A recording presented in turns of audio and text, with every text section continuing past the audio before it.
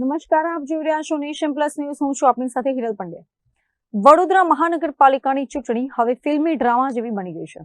Ward number 11ના Kanu Prajapati બાદ હવે ward number 2ના કોંગ્રેસના મહિલા ઉમેદવાર ભૂમિ પ્રજાપતિએ સૌને ચોંકાવી દીધા છે. ભૂમિ પ્રજાપતિ આજે પોતાની ઓળખ છુપાવવા માટે બુરખો પહેરીને ફોર્મ પરત ખેંચવા માટે કચેરીએ પહોંચ્યા હતા. વડોદરામાં મહાનગરપાલિકાની ચૂંટણીના ફોર્મ પરત ખેંચવાના છેલ્લા દિવસે નાટ્યાત્મક વળાંકો જોવા મળી રહ્યા છે. વોર્ડ નંબર 2ના કોંગ્રેસના ઉમેદવાર ભૂમિ પ્રજાપતિ જ્યારે બુરખો પહેરીને ફોર્મ પાછું ખેંચવા પહોંચ્યા ત્યારે કચેરીમાં હાજર સૌ કોઈ સ્તબ્ધ થઈ ગયા હતા. પોતાની ઓળખ છુપાવવાનો આ પ્રયાસ રાજકીય ગલિયારાઓમાં અનેક સવાલો ઉભા કરી રહ્યો છે. જેવી કોંગ્રેસના નેતાઓને આ બાબતની જાણ થઈ તેઓ તાત્કાલિક એક્શનમાં આવ્યા હતા. ભૂમિ પ્રજાપતિને ફોર્મ પરત ખેંચતા રોકવા માટે કોંગ્રેસના કાર્યકરોએ લિફ્ટ રોકી હતી અને સૂત્રોચ્ચાર કર્યા હતા. કચેરીના પરિસરમાં પોલીસ અને કાર્યકરો વચ્ચે ઘર્ષણના દ્રશ્યો પણ સર્જાયા હતા.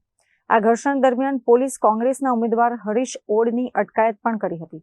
કોંગ્રેસનો આક્ષેપ છે કે લોકશાહીની હત્યા કરવામાં આવી છે અને ઉમેદવારોને ડરાવી ધમકાવીને મેદાનમાંથી હટાવવામાં આવી રહ્યા છે.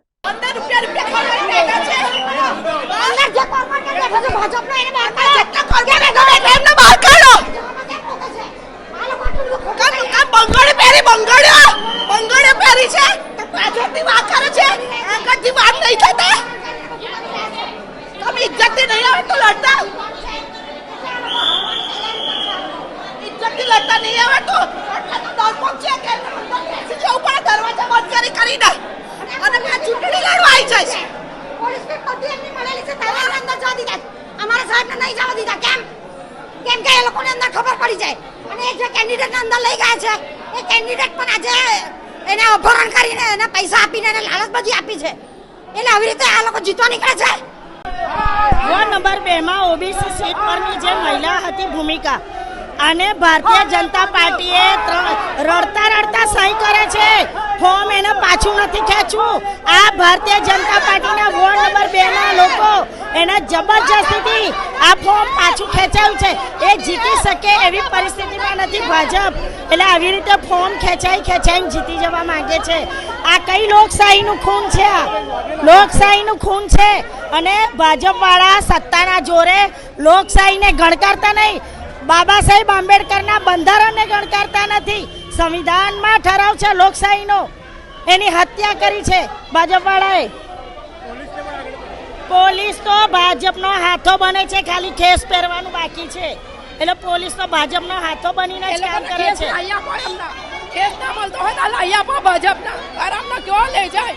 પોલીસ ધંધો ના ચલાવો, ઓફિસ ભાજપની ઓફિસ ખોલાવો પોલીસોની.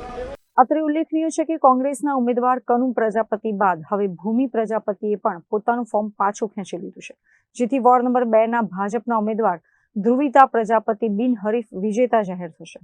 જો કે વડોદરામાં એક પછી એક વોર્ડમાં કોંગ્રેસના ઉમેદવારો જે રીતે પીછેહટ કરી રહ્યા છે તેનાથી પક્ષના અસ્તિત્વ સામે મોટું સંકટ ઊભું થયું છે.